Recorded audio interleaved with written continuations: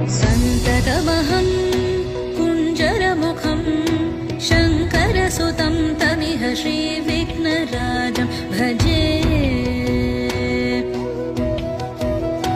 सन्ततमहं दन्तिसुन्दरमुखं मन्तकातकसुतं तमिह श्रीविघ्नराजं भजे। श्रीविघ्नराजं भजे, श्रीविघ्नराजं भजे, श्रीविघ्नराजं भजेऽहं भजेऽहं भजेऽहं भजे तमिह श्रीविघ्नराजं भजे।